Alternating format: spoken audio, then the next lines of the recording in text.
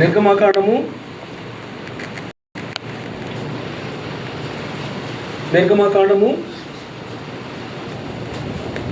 15వ అధ్యాయము 11వ వచనాన్ని అందరం కలిసి చదువుకుందాం. నిర్గమకాండము 15వ అధ్యాయము 11వ వచనాన్ని అందరం కలిసి బిగ్గరగా స్పష్టంగా అర్థం చేసుకుంటూ చదువుదాం. నిర్గమకాండము 15వ అధ్యాయం 11వ వచనం. యెహోవా, వేల్పులలో నీ వంటి వాడెవడు? పరిశుద్ధతను బట్టి నీవు మహనీయుడవు, స్తుతి కీర్తనను బట్టి పూజ్యుడవు, అద్భుతములు చేయువాడవు, నీ వంటి వాడెవడు? అలాగే యోహాను సువార్తలో నుండి 4వ అధ్యాయము, యోహాను సువార్త 4వ అధ్యాయము 23, 24 ఈ 2 వచనాలు కూడా అందరం కలిసి చదువుకుందాం.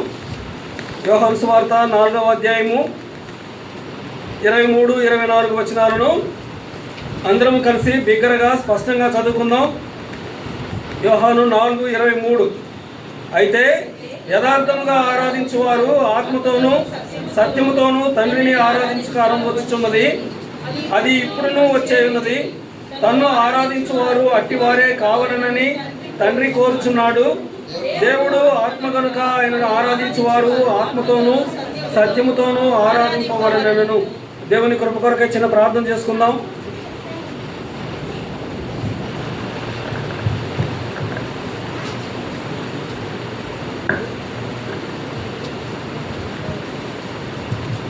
ప్రేమ కలిగిన ప్రియమైన మా తండ్రి, పరిశుద్ధుడైన మా ప్రభువా, వేల్పులలో మీ వంటి వాడేవాడు తండ్రి? పరిశుద్ధతను బట్టి మహనీయుడవు, స్తుతి కీర్తనను బట్టి పూజ్యుడవు, అద్భుత కార్యములు చేయి దేవుడవు. నీ వంటి వాడెవడు తండ్రి? ఎవరు లేరు. అందుకే ప్రభువా, మీ ఘనమైన నామమును, మీ సార్వభౌమాధికారమును మేము ప్రేమిస్తూ మిమ్మల్ని ఆరాధించాలని ప్రభువా మీ పాద సన్నిధికి వచ్చి ఉంటున్నాం తండ్రి. మీ బల్ల యొద్దకు వచ్చి ఉంటున్నాం. మమ్మల్ని ప్రేమించి ఇచ్చినటువంటి నూతన యెరూషలేములో ప్రభువా మీ ఇంటిలోనికి వచ్చాము మిమ్మల్ని ఆరాధించాలని. ప్రభువా సహాయం చేయండి. మీరు కోరిన ఆరాధన మేము మీకు అర్పించి మిమ్మల్ని గణపరచడానికి సహాయం చేయండి. దయగలిగిన మా తండ్రి, ప్రభువా మీరు గొప్ప దేవుడవు, అద్భుత కార్యములు చేసే దేవుడవు. వ్యక్తిగతంగా మా ప్రతి ఒక్కరి జీవితంలో మీరు చేసిన అద్భుత కార్యములను బట్టి మిమ్మల్ని స్తుతించుకుంటున్నాము తండ్రి. ఆరాధన కొరకైన వర్తమానము ప్రభువా మీరు మీ ధవళ సింహాసనం నుంచి మాకు అందించవలసిందిగా మీ పాద సన్నిధిలో గోజాడుకుంటున్నాను తండ్రి. ప్రభువా నిష్ప్రయోజకుణ్ణి, ఇక్కడ చేరిన మీ బిడ్డలందరికంటే అన్ని విషయాల్లో తక్కువ వాడిని, బలహీనుణ్ణి, చేతగాని వాడిని. అయినా నా పట్ల మీరు చూపిన మీ ప్రేమను బట్టి ప్రభువా మీకు స్తోత్రము చెల్లించుకుంటున్నాను. ఈ స్థలంలో నిలవబడడానికి యోగ్యుడని కాను తండ్రి. అయినా మీరు నన్ను ఎంతగానో ప్రేమించి నిలవబెట్టుకున్నందుకే ప్రభువా మీకు స్తోత్రములు. ప్రభువా మీ రక్త ప్రోక్షణ క్రిందికి వస్తుంటున్నాను తండ్రి. నన్ను బాగా కడగండి, పవిత్రపరచండి, పరిశుద్ధపరచండి. మీ పరిశుద్ధాత్మతో నింపండి. మీ కొరకు ఉపయోగపడే సాధనముగా నన్ను వాడుకోండి తండ్రి. ప్రభువా యోహాను 3:34 ప్రకారం మీరు పంపిన వానికి ఆత్మను కొరతగా అనుగ్రహించి దేవుడు కాదు కనుక తండ్రి మీ యొక్క సమృద్ధి అయినటువంటి ఆత్మను దయచేయండి నా తండ్రి. మత్తయి సువార్త 10వ అధ్యాయం 20 జ్ఞాపకం చేసుకుంటున్నాను. అలాగే నిర్గమకాండము 4:12 జ్ఞాపకం చేసుకుంటున్నాను. లూకా 12:12 జ్ఞాపకం చేసుకుంటున్నాను. ప్రభువా సహాయం చేయండి. దయగలిగిన మా తండ్రి, వాక్యమై ఉన్న మా దేవా, మిమ్మల్ని ఆరాధించడానికి ప్రభువా మీ గొప్పతనమును మేము ధ్యానించుకోవడానికి మాకు సహాయం చేయండి. దయగలిగిన మా తండ్రి, ప్రతి ఒక్కరికి వినబుద్ధి పుట్టించండి. వినగలిగిన చెవి, గ్రహించగలిగిన మనసు ఇవ్వండి. ఆత్మీయంగా బలపరచండి. ప్రభువా ప్రతి ఒక్కరము మీ వాక్యము చేత తృప్తి పొందులాగన మీరు మాట్లాడండి. నా ప్రభువా నేను కాదు తండ్రి, మీరు మాట్లాడండి. నన్ను సంపూర్ణంగా మీ సులువు చాటును మరుగుపరుచుకోండి. నన్ను ఖాళీ చేయండి తండ్రి. ప్రభువా కాని మాట నా నోట ఏది రానివ్వక మీకు మహిమ తెచ్చే మాట మాత్రమే నా నోట ఉంచమని మీ పాద సన్నిధిలో ప్రార్థన చేస్తున్నాను. దయగలిగిన మా తండ్రి, సమస్త మహిమ ఘనత ప్రభావములు మీకు చెల్లించుకుంటూ కొద్ది ప్రార్థన యేసు ప్రభు వారి నామములో స్తుతించి ప్రార్థించి వేడుకుంటున్నాను పరమ తండ్రి, ఆమెన్.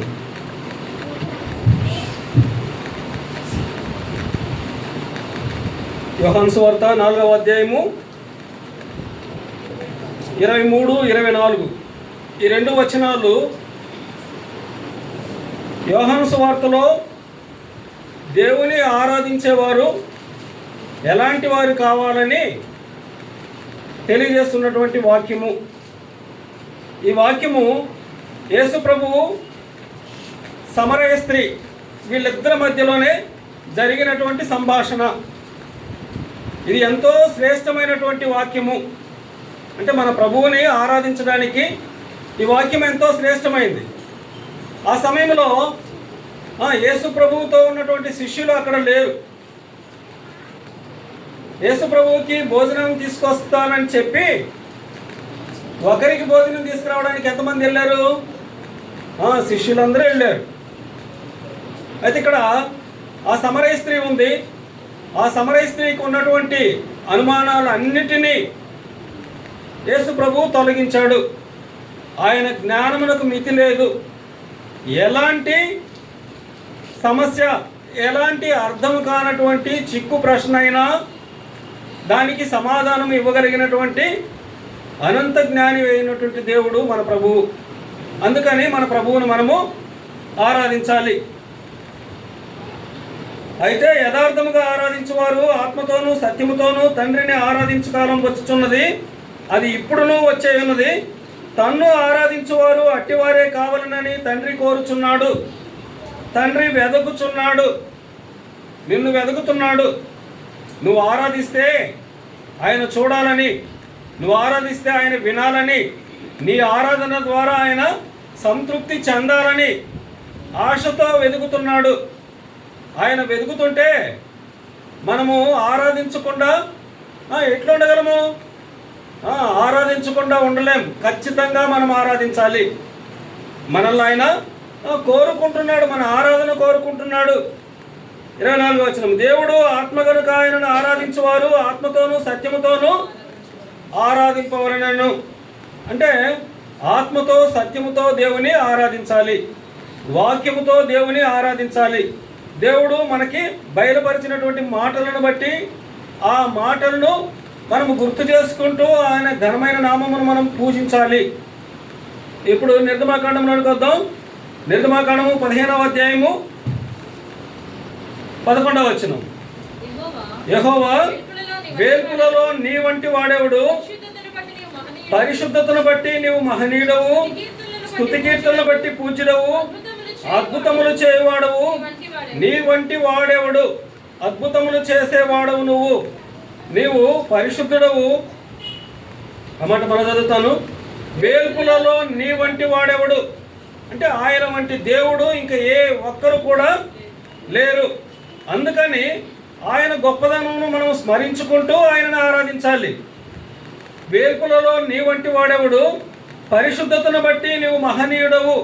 మన ప్రభువు పరిశుద్ధుడు, పరిశుద్ధతను బట్టి మహనీయుడు, స్తుతి కీర్తనను బట్టి పూజ్యుడు, అలాగే అద్భుతములు చేయవాడు. అంటే మన దేవుడు అద్భుతములు చేసే దేవుడు.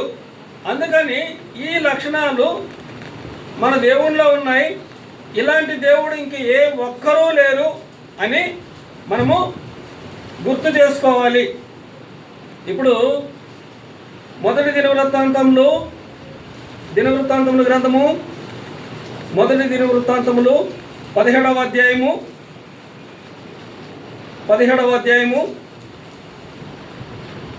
వచనం, యెహోవా మేము మా చెవులతో వినినదంతయు నిజము, నీ వంటి వాడు ఎవడునూ లేడు, నీవు తప్ప మరి ఏ దేవుడునూ లేడు. ఎవరంటున్నారు ఈ మాట? దావీదు భక్తుడు అంటున్నాడు, దావీదు మహారాజు అంటున్నాడు. ఆయన రుచి చూసి ఆయన చెప్పినటువంటి మాట ఈ మాట. మన చదువమ్మా, యెహోవా మేము మా చెవులతో వినినదంతయు నిజము, నీ వంటి వాడు ఎవడునూ లేడు, నీవు తప్ప మరి ఏ దేవుడును లేడు, ఆయన తప్ప వేరొక దేవుడు లేడు. అందుకని ఆ దేవాది దేవుణ్ణి మనం ఆరాధించాలి. అంటే దావీదు భక్తుని విషయంలో ఏం జరిగిందో పైన మనం గమనించినట్లయితే 16వ వచనం నుంచి చదువమ్మా. రాజైన దావీదు వచ్చి యెహోవా సన్నిధిని కూర్చుండి ఈలాగు మనవి చేసెను, దేవా యెహోవా, నీవు నన్ను ఇంత హెచ్చులోనికి తెచ్చుటకు నేను ఎంతటి వాడను. దేవా యెహోవా, నీవు నన్ను ఇంత హెచ్చులోనికి తెచ్చుటకు నేను ఎంతటి వాడను. ఎక్కడ ఉండాల్సినటువంటి దావీదు? గొర్రెల దొడ్డిలో ఉండవలసినటువంటి దావీదు కనీసం తన కుమారుల్లో ఒకడుగా కూడా ఎంచబడలేదు. దావీదును అభిషేకించే సందర్భంలో మిగతా 7 మంది కుమారులను చూపించారు, కానీ దావీదుని తీసుకురాలేదు. అలాంటి దావీదు, అంటే ఎన్నికలైనటువంటి దావీదు ఇప్పుడు ఎక్కడ కూర్చున్నాడు? రాజుగా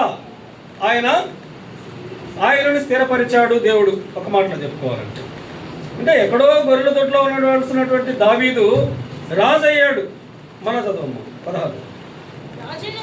రాజైన దావీదు వచ్చి యెహోవా సన్నిధిని కూర్చుండి ఇలాగ మనవి చేసెను, దేవా యెహోవా, నీవు నన్ను ఇంత హెచ్చడానికి తెచ్చుటకు నేను ఎంతటి వాడును. నా ఇల్లు ఏమాత్రపుది. దేవా, ఇది నీ దృష్టికి స్వల్ప విషయమే. దేవా యెహోవా, నీవు రాబోవు బహుకాలము వరకు సేవకుని సంతతిని గురించి సెలవిచ్చి మనుషులతో మనుషుడు మాట్లాడినట్లు దయపాలించి నాతో మాట్లాడి నా సంతతి ఘనత చెందునని మాట ఇచ్చిన్నావు. దేవుడు దావీదుతో మనుషుడితో మనుషుడు మాట్లాడినట్లు మాట్లాడాడు. దేవుడు అంటే ఒక సాధారణమైనటువంటి దావీదుని ఎంతగా ప్రేమించాడంటే మనుషునితో మనుషుడు మాట్లాడినట్లుగా మాట్లాడాడు. ఇంకా అంతేకాకుండా మనుషుడితో మనుషుడు మాట్లాడినట్లు దయపాలించి నాతో మాట్లాడి నా సంతతి ఘనత చెందునని మాట ఇచ్చున్నావు. 19వ వచనం. యెహోవా, నీ దాసుని నిమిత్తమై నీ చిత్త ప్రకారము ఈ మహాఘనత కలుగునని నీవు తెలియజేసి ఉన్నావు. అతని నిమిత్తమే నీవు ఈ గొప్ప కార్యము చేసి ఉన్నావు. అంటే దేవుడు అద్భుత కార్యం చేశాడు దావీదు విషయంలో. ఆ అద్భుత కార్యాన్ని రుచి చూసినటువంటి దావీదు ఆయన ఏమంటున్నాడు? యెహోవా, మేము మా చెవులతో వినినదంతయు నిజమే. ఇప్పటి వరకు మేము అనేకులు నువ్వు చేసినటువంటి అద్భుత కార్యములను తెలియజేస్తే మేము విన్నాం. అయితే ఇక్కడ ఏమంటున్నాడు? నీ వంటి వాడెవడును లేడు, నీవు తప్ప మరి ఏ దేవుడును లేడు. ఎందుకన్నాడు ఆ మాట? ఎక్కడో ఉండవలసినటువంటి దావీదును హెచ్చించినాడు. అంటే దావీదు వ్యక్తిగతంగా చెబుతున్నటువంటి మాట, నీ వంటి వాడు ఎవడు లేడు అంటున్నాడు. మరి ఆ మాట మనము చెప్పగలగాలి. మనము ఎక్కడో ఉండవలసినటువంటి వారిని ఎక్కడున్నాం? దేవుని ఇంటిలోనికి వచ్చాము, దేవుని మందిరంలోనికి వచ్చాము. కనీసం దేవుని దగ్గరికి రావడానికి ఆయన పేరు ఎత్తడానికి కూడా అర్హులము కాము. కానీ తన మహాప్రేమను బట్టి ఆయన మనల్ని జ్ఞాపకం చేసుకొని దేవుని మందిరంలోనికి నడిపించాడు. అందుకని మనం ఆయనని ఆరాధించాలి. అలాగే మొదటి సమూయేలు గ్రంథము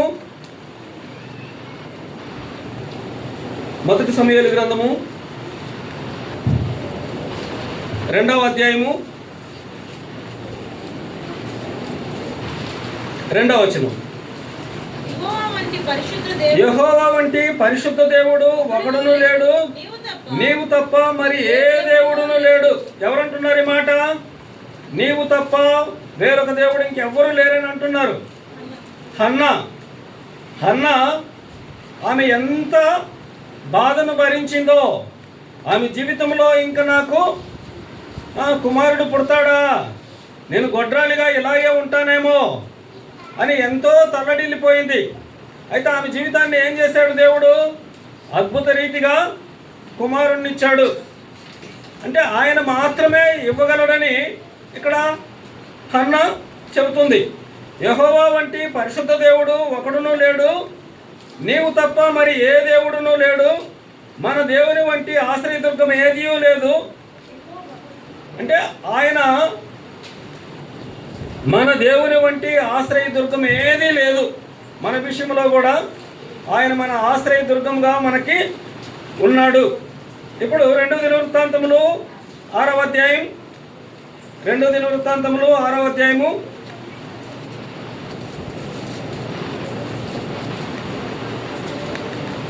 14వ వచనం. యెహోవా ఇశ్రాయేలీయుల దేవా, హృదయపూర్వకముగా నిన్ను అనుసరించు నీ భక్తులకు నిబంధనను నెరవేర్చుచు కృపను చూపుచునుండు నీ వంటి దేవుడు ఆకాశమందైనను భూమి యందైనను లేడు. ఈ మాట ఎవరు అంటున్నారు? దావీదు గామ, సొలొమోను అంటున్నాడు. సొలొమోను యెహోవా అక్కడ పైన చూడమ్మా 13వ వచనం చదువుతాను. తాను చేయించిన 5 మూరల పొడవును 5 మూరల వెడల్పును 3 మూరల ఎత్తును గల ఇత్తడి చప్రమును ముంగిటి ఆవరణమునందుంచి దాని మీద నిలిచి ఉండి సమాజముగా కూడి ఉన్న ఇశ్రాయేలీయుల అందరి ఎదుట మోకాల్లోని చేతులు ఆకాశం వైపు చాపి సొలొమోను ఇట్లని ప్రార్థన చేసెను. యెహోవా ఇశ్రాయేలీయుల దేవా, హృదయపూర్వకముగా నిన్ను అనుసరించు నీ భక్తులకు నిబంధనను నెరవేర్చుచు. ఆయన నిబంధనను నెరవేర్చే దేవుడు, కృప చూపించే దేవుడు. కాబట్టి నీ వంటి దేవుడు ఆకాశమందైనను భూమి యందైనను లేడు. ఆయన వంటి దేవుడు ఇంక ఏ ఒక్కరు కూడా లేరు. అందుకని అంటే ఇక్కడ మనం ముగ్గురిని గుర్తు చేసుకుంటూ వచ్చాం. దావీదు భక్తుడు ఆయన ఏమంటున్నాడు? నీ వంటి దేవుడు ఇంకే ఒక్కరు లేరు అంటున్నారు. అలాగే హన్నా కూడా నీ వంటి దేవుడు లేడు, పరిశుద్ధతలో నీ వంటి వాడు లేడు అని హన్నా దేవుని ఆరాధించింది. అలాగే సొలొమోను కూడా దేవుణ్ణి ఆరాధించాడు. మరి మనం పొందుకున్నటువంటి మేలులను బట్టి, మన జీవితంలో మనకు ఆయన చేసిన మేలులను బట్టి మనము నీ వంటి వాడు ఇంక ఏ ఒక్కరూ లేరని చెప్పగలగాలి. ఇప్పుడు ద్వితీయోపదేశకాండము 3వ అధ్యాయం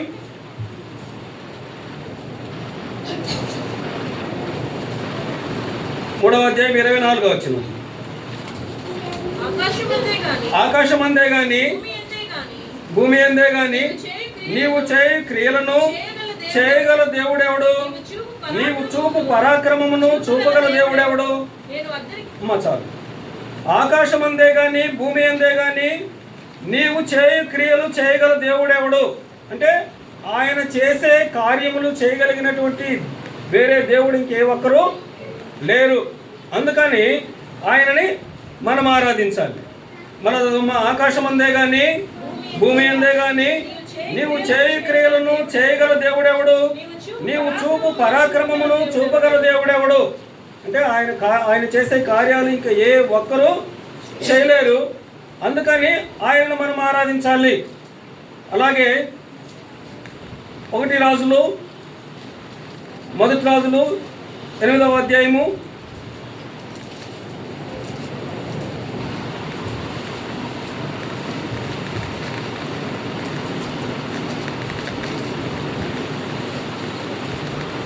23వ వచనం.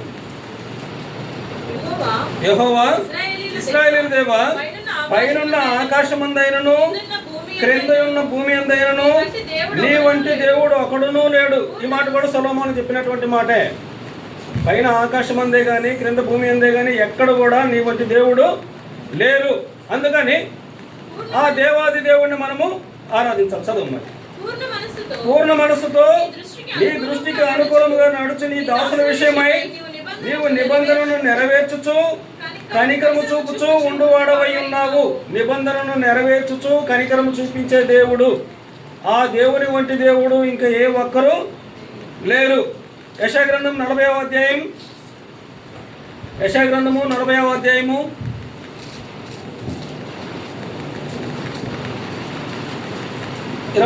వచనం. నీవు ఇతనితో సమానుడు అని మీరు నన్ను ఎవరికి సాటి చేయుదురు? దేవుడే అంటున్నాడు.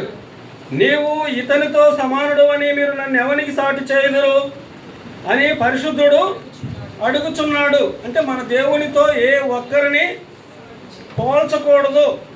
మన దేవుని వంటి దేవుడు ఇంక ఏ ఒక్కరూ లేరు. మన దేవుని కంటే గొప్ప దేవుడు ఎవరూ లేరు.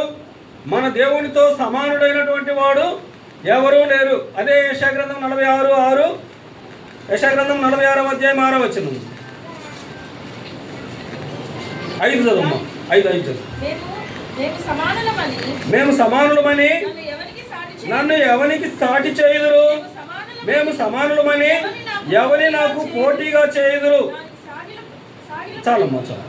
ఇక్కడ ఈ మాట మనం గమనించినట్లయితే అంటే దేవునితో ఏ ఒక్కరిని సమానంగా పోల్చకూడదు. దేవుని కంటే ఏ ఒక్కరూ గొప్పవాళ్ళు కాదు. ఆయన మాత్రమే దేవుడు. ఆయన వంటి దేవుడు ఇంక ఏ ఒక్కరూ లేరు. ఇప్పుడు అంటే వేర్పులలో ఆయనతో సముడు ఏ ఒక్కరు కూడా లేరు అని మనం గుర్తు చేసుకోవాలి. యెహోవా వేర్పులలో నీ వంటి వాడెవడు? పరిశుద్ధతను బట్టి నువ్వు మహనీయుడవు, స్తుతి కీర్తనను బట్టి పూజ్యుడవు, అద్భుతములు చేయవాడవు, నీ వంటి వాడెవడు? అంటే ఇక్కడ మనము ఈ ప్రశ్నకి సమాధానం చూసాం. నీ వంటి వాడెవడు అనే ప్రశ్నకి సమాధానం చూసాం. అంటే ఆయన వంటి వాడు ఏ ఒక్కరూ లేరని తెలుసుకున్నాం. దావీదు చెప్పాడు, దావీదు కుమారుడైనటువంటి సొలొమోను చెప్పాడు, హన్నా చెప్పింది, అలాగే దేవుడు కూడా చెప్తున్నాడు. దేవుడు మాట్లాడాడు. అంటే నన్ను ఎవరితో మీరు పోలుస్తారు అని. అంటే ఆయన వంటి వాడు ఎవరు లేరు. ఇప్పుడు కీర్తన గ్రంథంలో నుండి 35వ కీర్తన 35వ కీర్తన 10వ వచనం చదువుమ్మా. అప్పుడు యెహోవా నీ వంటి వాడెవడు? మించిన బలము గల వారి చేతి నుండి దీనులను, దోచుకుని వారి చేతి నుండి దీనులను, దరిద్రులను విడిపించువాడవు నీవే అని నా ఎముకలన్నీ చెప్పుకొనును. ఈ మాట దావీదు భక్తుడు అంటున్నాడు. దావీదు భక్తుడు దావీదు కీర్తనలో 35వ అధ్యాయం 10వ వచనంలో యెహోవా నీ వంటి వాడెవడు? మించిన బలము గల వారి చేతి నుండి దీనులను, దోచుకుని వారి చేతి నుండి దీనులను, దరిద్రులను విడిపించువాడవు నీవే అని చెప్తున్నాడు. ఇప్పుడు ఈ అనుభవాన్ని మనం ఏ విధంగా అర్థం చేసుకోవచ్చు? సౌలు ఉన్నాడు, మించిన బలము గలవాడు, దావీదుని వెంటాడుతున్నాడు చంపాలని. అయితే మించిన బలము గల వారి చేతి నుండి దావీదుని రక్షించాడు. అంటే సౌలు చేతిలో నుండి దావీదుని కాపాడుతూ వచ్చాడు. ఒక సందర్భంలో మరణానికి దగ్గరలో ఉన్నాడు. అంటే కొండ దగ్గరలో ఉన్నాడు. ఇంకా కొంచెం ఒక అడుగు ముందుకేస్తే దావీదు దొరుకుతాడు. ఆ పరిస్థితుల్లో దావీదుని సౌలుకి అప్పగించకుండా దేవుడు తప్పించాడు. అందుకని ఇక్కడ ఈ మాట అంటున్నాడు, మించిన బలము గల వారి చేతి నుండి దీనులను, దోచుకుని వారి చేతి నుండి దీనులను, దరిద్రులను విడిపించువాడవు నీవే అని నా ఎముకలన్నీ చెప్పుకొనును. ఇప్పుడు సరే, ఇది దావీదు భక్తులు చెప్పినటువంటి మాట. ఈ మాట మనకు అన్వయించుకున్నట్లయితే హెబ్రీయులకు రాసిన పత్రిక 2వ అధ్యాయము, హెబ్రీయులకు రాసిన పత్రిక 2వ అధ్యాయం 14వ వచనం. కాబట్టి ఆ పిల్లలు రక్తమాంసములు గలవారైనందున ఆ ప్రకారమే మరణము యొక్క బలము గలవానిని, అనగా అపవాదిని మరణము ద్వారా నశింపచేయుటకును, జీవితకాలం అంతయు మరణ భయము చేత దాస్యమునకు లోబడిన వారిని విడిపించుటకును ఆయన కూడా రక్తమాంసములలో పాలివాడాయను. ఇక్కడ ప్రభువైన యేసుక్రీస్తు నీ కోసం నా కోసం ఏం చేశాడు? ఆ పిల్లలు రక్తమాంసములు గలవారై నందున ఆ ప్రకారమే మరణము యొక్క బలము గలవానిని, అనగా అపవాదిని. అంటే మరణము యొక్క బలము గలవాడు ఎవరు? అపవాది. ఆ అపవాదిని మరణము ద్వారా నశింపచేయుటకు, జీవితకాలం అంతయు మరణ భయము చేత దాస్యమునకు లోబడిన వారిని విడిపించుటకు ఆయన కూడా రక్తమాంసములలో పాలివాడాయను. నాకు సౌలు చెప్పిన మాట ఏమో, మించిన బలము గల వాని చేతిలో నుంచి నువ్వు నన్ను అంటే దీనులను తప్పించావు అని చెప్తున్నాడు. అయితే ఇక్కడ ఆ మించిన బలము గల వాడైనటువంటి అపవాది చేతిలో నుండి మనల్ని తప్పించాడు. ఎలా తప్పించాడు? ఆయన రక్తమాంసములలో పాలివాడై మనుష్య కుమారునిగా ఈ లోకానికి వచ్చి మరణము ద్వారా మనల్ని విడిపించాడు. జీవితకాలం అంతయు అనగా అపవాదిని మరణము ద్వారా నశింపచేయుటకును, జీవితకాలం అంతయు మరణ భయము చేత దాస్యమునకు లోబడిన వారిని విడిపించుటకును ఆయన కూడా రక్తమాంసములలో పాలివాడాయను. అంటే ఆయన రక్తమాంసములలో పాలివాడయ్యాడు, ఈ లోకానికి మనిషి కుమారునిగా వచ్చాడు, మనల్ని విడిపించి మనల్ని రక్షించాడు. అందుకని మనము కూడా వ్యక్తిగతంగా చెప్పగలగాలి దావీదు చెప్పినటువంటి మాట, యెహోవా నీ వంటి వాడెవడు, మించిన బలము గల వాని చేతిలో నుండి నువ్వు నన్ను విడిపించావు, అందుకని నేను నిన్ను ఆరాధిస్తున్నానని చెప్పగలగాలి. అలాగే అక్కడే 49వ కీర్తనలో 49:15 49వ కీర్తన 15వ వచ్చింది. దేవుడు నన్ను చేర్చుకొనును, పాతాళ బలములో నుండి ఆయన నా ప్రాణమును, పాతాళ బలము మరణ బలమే కాదు, పాతాళ బలములో నుంచి కూడా ఆయన మనల్ని విడిపించే దేవుడిగా ఉన్నాడు. పాతాళ బలములో నుండి ఆయన నా ప్రాణమును విమోచించును. అంటే పాతాళానికి పోవలసినటువంటి వారమి మనం ఇప్పుడు ఏమయ్యాము?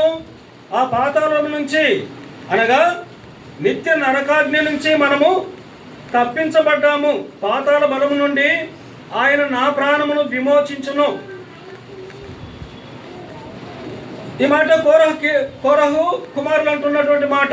పాతాళ బలములో నుంచి ఆయన నా ప్రాణమును విమోచించునని మన విషయంలో కూడా పాతాళ బలము నుంచి, మరణ బలము నుంచి మనల్ని తప్పించాడు, మనల్ని విమోచించాడు. అందుకని మనం ఆయనని ఆరాధించాలి. అలాగే అపోస్తల కార్యములు 2వ అధ్యాయము,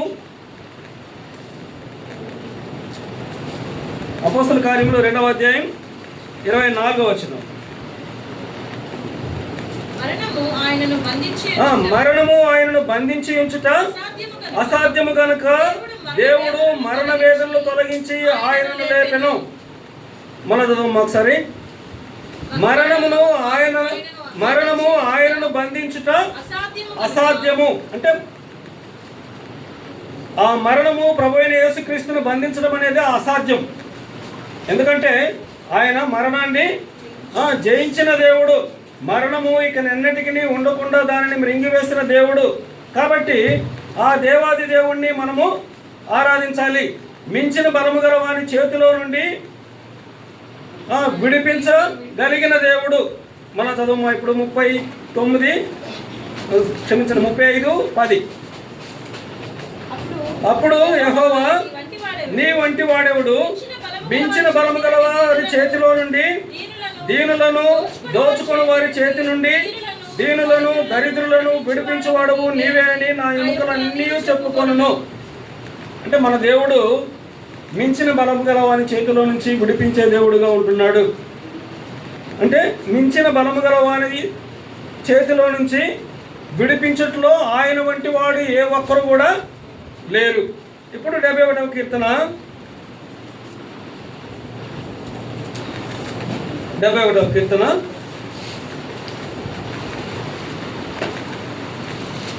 19వ వచనం. 71వ కీర్తన 19వ వచనము. దేవా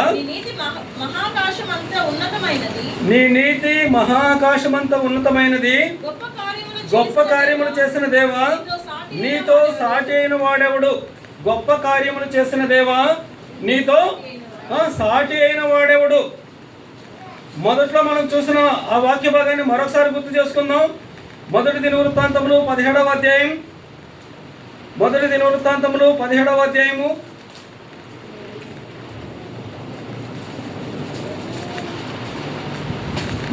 'ఆ గొప్ప కార్యము దావీదు విషయంలో చేసినట్లుగా దావీదు ఆయన వర్ణిస్తూ ఆరాధిస్తున్నాడు. 19వ వచనం చదువు. యెహోవా నీ దాసుని నిమిత్తమే నీ చిత్త ప్రకారము ఈ మహాఘనత కలుగునని నీవు తెలియజేసి ఉన్నావు. అతని నిమిత్తమే ఈ గొప్ప కార్యమును చేసి ఉన్నావు. అంటే దావీదు నిమిత్తము దేవుడు గొప్ప కార్యము చేసినాడు. అంటే ఎక్కడో ఎన్నిక లేని దావీదును గొర్రెల దొడ్లో నుంచి లేవనెత్తి రాజుగా ఆశీర్వదించాడు. మనము కూడా మంటి పురుగులమైనటువంటి మనల్ని ఆయన మెంట చేర్చినాడు. అంటే పరలోకంలో ఆ పరలోక పట్టణంలో ఉండే భాగ్యం మనకు అనుగ్రహించినాడు. అందుకని ఆ దేవాది దేవుణ్ణి మనము ఆరాధించాలి. తిరిగి మార్క్స్ వార్త 3వ అధ్యాయం క్లుప్తంగానే ముగించుకుందాం. మార్క్స్ వార్త 3వ అధ్యాయం 8వ వచనం. మార్క్స్ వార్త 3వ అధ్యాయం 8వ వచనం. మరియు ఆయన ఇన్ని గొప్ప కార్యములు చేయుచున్నాడని విని జనులు యూదయ నుండి, యెరూషలేము నుండి, ఇదోమయ నుండి, యోర్దాను అవతల నుండి, తూరు సీదోను అనే పట్టణ ప్రాంతముల నుండి ఆయన యొద్దకు గుంపులు గుంపులుగా వచ్చిరి. ఇక్కడ మనం గమనించినట్లయితే 8వ వచనంలో మరియు ఆయన ఇన్ని గొప్ప కార్యములు చేయుచున్నాడని, ఎన్ని గొప్ప కార్యాలు చేశాడు? అప్పటి వరకు ఆ 2 అధ్యాయాలలో ప్రభువైన యేసుక్రీస్తు అనేక గొప్ప కార్యాలు చేశాడు. చదువుతాను. 1వ అధ్యాయం 30వ వచనం. 1వ అధ్యాయం 30వ వచనంలో సీమోను అత్త జ్వరంతో పడి ఉండగా వెంటనే వారు ఆమెను కూర్చి ఆయనతో చెప్పిరి. ఆయన ఆమె యొద్దకు వచ్చి చెయ్యి పట్టి ఆమెను లేవనెత్తును. అంతలో జ్వరము ఆమెను వదలను గనుక ఆమె వారికి, అంటే జ్వరంతో బాధపడుతూ మంచం మీద ఉన్నటువంటి ఆమె వెంటనే లేచి తేరుకొని ఉపచారం చేసింది. అంటే అది అద్భుతమే. ఎందుకంటే మన రికవర్ కావాలంటే కనీసం 2-3 రోజులన్నా పట్టాలి. కానీ అక్కడ 2-3 రోజులు పట్టలేదు.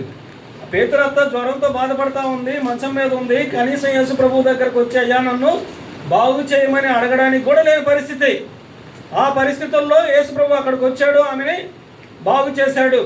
ఇది ఒక గొప్ప కార్యం. అయితే ఇంకా 32 చదవమ్మా. సాయంకాలము ప్రొద్దు గురించినప్పుడు జనులు సకల రోగులను దయ్యములు పట్టిన వారిని ఆయన వద్దకు తీసుకొని వచ్చింది. పట్టణమంతయు ఆయన ఆ ఇంటి వాకిట కూడి ఉండెను. ఆయన నానావిధ రోగముల చేత పీడింపబడిన అనేకులను స్వస్థపరిచి అనేకమైన దయ్యములను వెళ్ళగొట్టెను. నానా విధమైన రోగముల చేత బాధపడుతున్నటువంటి వారి అందరినీ ఏం చేశాడు? ఆయన బాగు చేశాడు. తర్వాత దయ్యాలు పట్టినటువంటి వారిని కూడా వెళ్ళగొట్టాడు. అంటే బాగు చేశాడు. అంటే దయ్యాలను వెళ్ళగొట్టాడు. పేతురత్త జ్వరంతో బాధపడుతుంటే ఆమెను బాగు చేశాడు. అలాగే ఒక కుష్ఠరోగి ఉన్నాడు. 40వ వచనం చదవమ్మా. ఒక కుష్ఠరోగి ఆయన ఎదుకు వచ్చి ఆయన ఎదుటి మోకాళ్ళుని నీకు ఇష్టమైతే నన్ను శుద్ధినిగా చేయగలవని ఆయనతో చెప్పి ఆయనను వేడుకొనగా ఆయన కనికరపడి చెయ్యి చాపి వారిని ముట్టి నాకు ఇష్టమే నీవు శుద్ధుడు కమ్మని వానితో చెప్పెను. వెంటనే కుష్ఠరోగము వారిని విడిచిను కనుక వాడు శుద్ధుడాయను. అంటే కుష్ఠరోగంతో బాధపడేవాడు ఊరి వెలుపల ఉంటాడు. ఎంతో భయంకరమైనటువంటి వాసనతో రక్తము చీము కారుతూ ఆ గాయాలతో దుర్వాసన వస్తున్నటువంటి వాడు వెంటనే బాగుపడడం అనేది అది కూడా అద్భుత కార్యమే. ఇంకా పక్షవాయువు కలిగిన మనుషుని 4 మోసుకొచ్చారు. కనీసం నడవలేని స్థితిలో ఉన్నటువంటి వాడు ఏమయ్యాడు? వెంటనే బాగయ్యాడు. బాగయ్యి తన పరిపెత్తుకొని ఆయన తక్షణమే వాడు లేచి పరిపెత్తుకొని వారందరి ఎదుట నడిచిపోయాను. కనీసం నిలబడలేడు, కూర్చోలేడు, ఎక్కడికి రాలేడు. వాడు ఏమయ్యాడు? తక్షణమే, అంటే అప్పటికప్పుడే ఏమయ్యాడు? తక్షణమే వాడు లేచి పరిపెత్తుకొని వారందరి ఎదుట నడిచిపోయాను.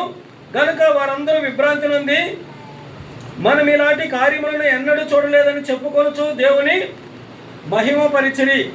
అంటే దేవుని మహిమపరచడానికి ఇక్కడ దేవుడు 3:8 మార్క్స్ వార్త 3వ అధ్యాయం 8వ వచనంలో ఆయన ఇన్ని గొప్ప కార్యములు చేయుచున్నాడని, ఇన్ని గొప్ప కార్యాలు చేశాడు. అందుకని జనులందరూ ఆయన దగ్గరకు వస్తున్నారు. ఆయన దగ్గరకు వచ్చి ఎక్కడెక్కడి నుంచి వస్తున్నారు? యూదయ నుండి, యెరూషలేము నుండి, ఇదుమయ నుండి, యోర్దాను అవతల నుండి, తూరు సేదు నుండి, పట్టణ ప్రాంతముల నుండి ఆయన యొద్దకు గుంపులుగా వచ్చిరి. ఎందుకు వచ్చారంటే ఆయన గొప్ప కార్యాలు చేస్తాడని వచ్చారు.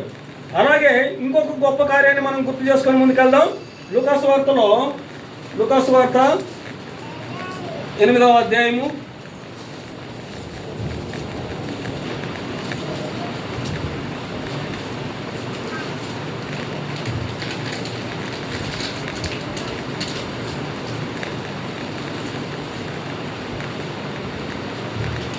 39 చదవమ్మా. అయితే ఆయన నీవు నీ ఇంటికి తిరిగి వెళ్ళి దేవుడు నీకెట్టి గొప్ప కార్యములు చేసినో తెలియజేయమని వానితో చెప్పి వానిని పంపివేసెను. వాడు వెళ్ళి యేసు తనకెట్టి గొప్ప కార్యములు చేసినో ఆ పట్టణమంతటను ప్రకటించెను. ఇక్కడ యేసు చేసిన గొప్ప కార్యం ఏంటంటే ఒక యవనస్తుడు ఉన్నాడు. గెరాసీనీయుల దేశంలోకి వచ్చిరి. అంటే యేసు ప్రభుతో పాటు శిష్యులు వచ్చినప్పుడు ఆయన ఒడ్డులో దిగినప్పుడు ఆ ఊరి వాడు ఒకడు ఆయనకు ఎదురుగా వచ్చును. వాడు దయ్యములు పట్టిన వాడై బహుకాలం నుండి బట్టలు కట్టుకొనక సమాధుల్లోనే కానీ ఇంటిలో ఉండువాడు కాడు. వాడికి దయ్యం పట్టింది. దాదాపు ఒక దయ్యం కాదు, 2 దయ్యాలు కాదు, 2000కు పైగా దయ్యాలు పట్టున్నాయి. వాడు ఎప్పుడూ ఇంట్లో ఉండేవాడు కాదు, సమాధుల్లో ఉండేవాడు, ఎప్పుడూ బట్టలు వేసుకునేవాడు కాదు. ఇంకా తనను తాను గాయపరుచుకుంటూ సంఖ్యలన్నింటినీ తుత్తునీలుగా చేస్తూ వాడు అంటే సాతానికి నిలయమైపోయినాడు. సాతానులో అంటే దాదాపు 2000 దయ్యాలు వాడిలో ఉన్నాయి. అంటే ఇక్కడ దేవుడు గొప్ప కార్యం చేశాడు. గొప్ప కార్యం చేయటం వల్ల యేసు వద్దకు జనులు జరిగిన దాన్ని చూడవెళ్ళి 32 నుంచి చదవు. అక్కడ విస్తారమైన పందుల మంద కొండ మీద మేచుండను కనుక వాటిలో చొచ్చుటకు తమకు సెలవిమ్మని ఆయనను వేడుకొనగా ఆయన సెలవిచ్చను. ఒక్క నిమిషం. ఇక్కడ సాతానుడు యేసు ప్రభువుని బ్రతిమాలుకుంటున్నాడు. ఏమని బ్రతిమాలుకుంటున్నాడు ఆ మాట కూడా మనం చూద్దాం. 29వ వచనం. 29 ఏలైనగా ఆయన ఆ మనిషిని విడిచి వెలుపలికి రమ్మని ఆ అపవిత్రాత్మను ఆజ్ఞాపించను. అదే అనేక పర్యాయములు వాడిని పట్టుచూ వచ్చిన కనుక వాడిని గొలుసులతోనూ కాలి సంఖ్యలతోనూ ఒక్క నిమిషం 28 వాడు యేసును చూచి అనగా అపవాది కేకలు వేసి ఆయన ఎదుట సాగిలపడి యేసు సర్వోన్నతుడైన దేవుని కుమారుడా, నాతో నీకేమి? నన్ను బాధపరచుకోమని నిన్ను వేడుకొనుచున్నాను. నన్ను బాధపరచుకోమని వేడుకుంటున్నాడు సాతానుడు. అంటే సాతానుడికి అధికారం లేదు యేసు ప్రభు దగ్గర. అంటే సాతానుడి కంటే గొప్పవాడు మన దేవుడు. అంటే మన దేవుని వంటి వాడు ఇంక ఏ ఒక్కడు కూడా లేడు. ఆ సాతానుడు బతిలాడుకుంటున్నాడు. ఏమని? యేసు సర్వోన్నతుడైన దేవుని కుమారుడా, నాతో నీకేమీ? నన్ను బాధపరచుకోమని నిన్ను వేడుకొనుచున్నానని కేకలు వేసి చెప్పాను. అంటే బ్రతిమాలుకుంటున్నాడు, గట్టిగా అడుగుతున్నాడు, నన్ను బాధ పెట్టబాకయ్యా అని. అంటే యేసు ప్రభు యొక్క శక్తి సాతానుడికి తెలుసు. అందుకే యేసు ప్రభువుని బ్రతిమాలుకుంటుంది ఆ సాతానుడు. సరే, ఇక్కడ అంటే అలాంటి వాడు ఏమయ్యాడు? చదువమ్మా 33. అప్పుడు దయ్యములు ఆ మనిషిని విడిచిపోయి పందులలో చొచ్చును కనుక ఆ మంద ప్రపాతము నుండి సరస్సులోనికి వడిగా పరిగెత్తి ఊపిరి తిరుగుక చచ్చును. మేపుచున్న వారు జరిగిన దాన్ని చూచి పారిపోయి ఆ పట్టణంలోను గ్రామంలోను ఆ సంగతి తెలియజేసింది. జనులు జరిగిన దాన్ని చూడవెళ్ళి యేసు వద్దకు వచ్చి దయ్యములు వదిలిపోయిన మనుషుడు బట్టలు కట్టుకొని స్వస్థచిత్తుడై యేసు పాదముల యొద్ద కూర్చుండటం చూచి భయపడింది. అంటే ఎక్కడ కూర్చుంది ఇప్పుడు? అంటే ఎంత భిన్నమంటే వారి జీవితంలో వీడు బాగవుతాడని ఏ ఒక్కరికి కూడా ఆశ లేదు. ఎందుకంటే వాడిని బాగు చేయాలని ఎన్నెన్నో శత విధాలుగా ప్రయత్నం చేశారు. చివరికి లాభం లేదులే అని సంఖ్యలతో బంధించి ఇంట్లో పెడితే సమాధులకు పోకుండా ఇంట్లోనే ఉంటాడని అనుకున్నారు. కానీ ఇంట్లో ఉండటంలే, వాడు ఆ సంఖ్యలని తెంచి పడేస్తున్నాడు, బట్టలు లేకుండా తిరుగుతున్నాడు, ఇష్టం వచ్చినట్టు వాడిని వాడు గాయపరుచుకుంటా ఉన్నాడు. అంటే సాతానుడికి దాసుడుగా, అంటే సాతానుడు ఉండే నిలయముగా వాడు మారిపోయాడు. ఇంకా వాడి గురించి ఏ ఒక్కరు కూడా వీడు బాగవుతాడు, ఇంకా అయిపోయింది వీడి కథ, మా ప్రయత్నం మేము చేసాము, చేయగలిగినంత చేసాము, ఇంకా వీడు బాగుపడ్డు అని ఆశలు వదులుకున్నారు. కానీ ఆశలు వదులుకున్న సందర్భంలోనే దేవుడు జోక్యం చేసుకుంటాడు. ఇక్కడ యేసు ప్రభువు జోక్యం చేసుకొని వానికి మేలు చేశాడు, వాని జీవితంలో గొప్ప కార్యం చేశాడు. ఆ గొప్ప కార్యం చేయడం వల్ల సమాధుల్లో ఉండాల్సినటువంటి వాడు ఎక్కడ ఉంటున్నాడు? యేసు పాదముల దగ్గరకు వచ్చిన్నాడు. యేసు పాదముల దగ్గరకు వచ్చాడంటే దాని అర్థమేమని? యేసుని రక్షకుడని అంగీకరించాడు, యేసుని దేవుడని అంగీకరించాడు. యేసు ప్రభువు నా జీవితంలో నాకు ఇంత గొప్ప కార్యం చేశాడు, నాకు ఇంతకంటే ఇంకేం కావాలా అని ఆయన అధికారానికి లోబడ్డాడు. ఆయన రాజుని గుర్తించాడు. అందుకే ఆయన పాదముల వద్ద కూర్చున్నాడు. బట్టలు లేని వాడు ఇప్పుడు ఏమయ్యాడు? బట్టలు వేసుకున్నాడు. వేసుకొని ఇంకో మాట కూడా అంటాడు, స్వతచిత్తుడై యేసు పాదముల వద్ద కూర్చుంటూ చూచి భయపడి. సరే, తర్వాత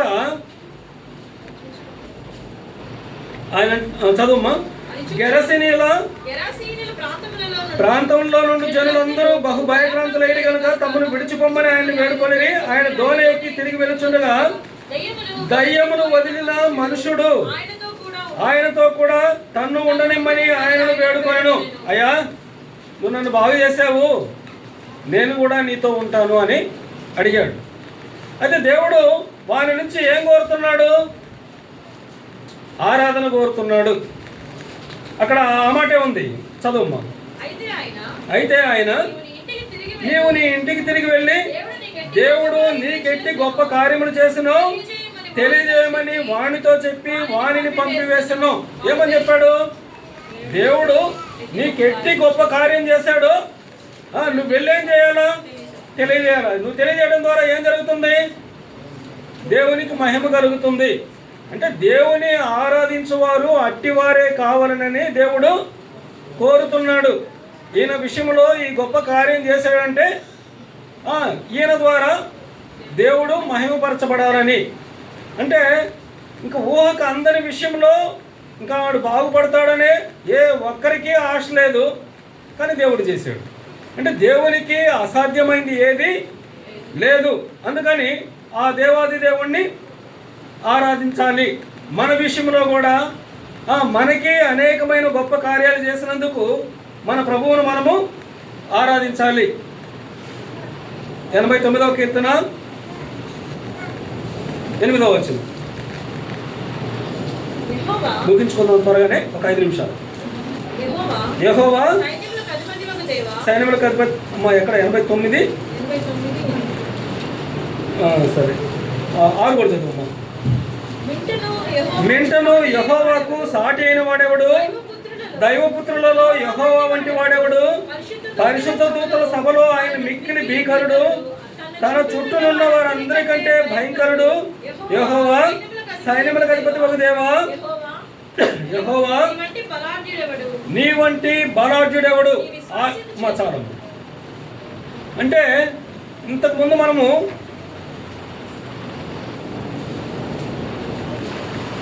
మరణము కంటే బలమైనటువంటి వాడు సాతానుడని అనుకున్నాం.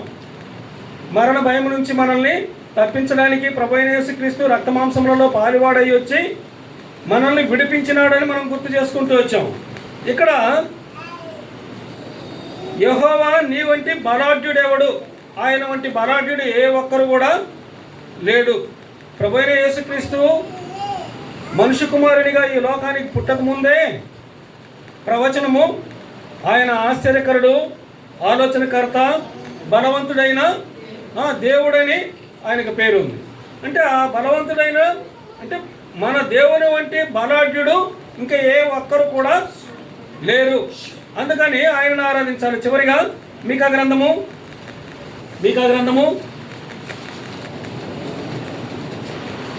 7వ అధ్యాయము పేజీ నెంబర్ 767. మీకా గ్రంథము 7వ అధ్యాయము 18వ వచనం.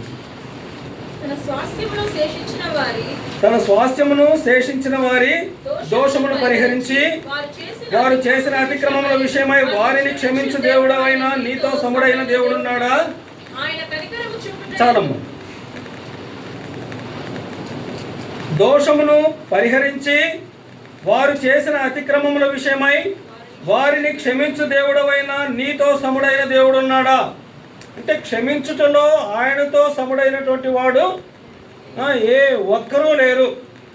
అందుకని అంటే క్షమించే దేవుడు, క్షమించడానికి సిద్ధ మనసు గల దేవుడు, క్షమించుటలో ఆయన వంటి వాడు ఎవ్వరూ లేరు. చివరికి చనిపోతున్న సందర్భంలో కూడా సిలువ వేసినప్పుడు అక్కడ దూషిస్తూ ఉన్న వారిని క్షమించాడు. కొట్టినప్పుడు, కొరడాలతో కొట్టబడుతున్నప్పుడు, సిలువకు మేకులతో బిగించినప్పుడు ఆయన ఏం చేశాడు? తండ్రి, వీరేమి చేయుచున్నారో వీరు ఎరుగురు కనుక వీరిని క్షమించు అని అన్నాడు. అంటే క్షమించటంలో ఆయన వంటి వాడు ఇంకా ఏ ఒక్కరూ లేరు. అంటే ఆయనతో సాటి అయిన వాడు ఎవడు లేడు. అందుకని ఆయన మాత్రమే దేవుడు కాబట్టి ఆ దేవాది దేవుణ్ణి మనము ఆరాధించాలి. ఇప్పుడు నిర్గమాకాండం 11వ అధ్యాయం ఆ మాట చదువుకొని ఆరాధనకు వెళ్దాం. నిర్గమాకాండము 15వ అధ్యాయము 11వ వచనం.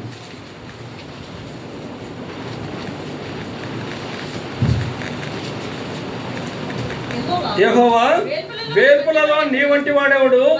పరిశుద్ధతను బట్టి నీవు మహనీయుడవు, స్తుతి కీర్తనను బట్టి పూజ్యుడవు, అద్భుతములు చేయవాడవు. నీ వంటి వాడెవడు? అద్భుతములు చేసే దేవుడు ఆయన వంటి వాడు ఇంక ఏ ఒక్కరు కూడా లేరు. దావీదు భక్తుడు అదే స్టేట్మెంట్, సొలొమోను అదే మాట అన్నాడు, హన్నా అదే మాట అన్నది. వ్యక్తిగతంగా మన జీవితంలో మనకు ఆయన చేసిన కార్యమును బట్టి అవును ప్రభువా నీ వంటి వాడు నాకు ఇంకా ఏ ఒక్కరూ లేరని మనం చెప్పగలగాలి. తర్వాత మరో భాగంలో ఇంకేం చేసాము? ఆయన అద్భుత కార్యాలు చేసే దేవుడని, అదే సమయంలో మించిన బలము గల వాని చేతిలో నుంచి విడిపించగలిగిన దేవుడని, తర్వాత ఇంకా ఆయన గొప్ప కార్యాలు చేసే దేవుడని, ఆయన క్షమించినట్లుగా ఇంకా ఏ ఒక్కరూ క్షమించలేరని, ఆయన వంటి బలాఢ్యుడు ఎవరూ లేరని మనము గుర్తు చేసుకుంటూ వచ్చాం. యోబు గ్రంథంలో అయితే ఆయన వంటి బోధకుడు ఇంక ఏ ఒక్కరు కూడా లేరనే మాట కూడా మనం చూడవచ్చు.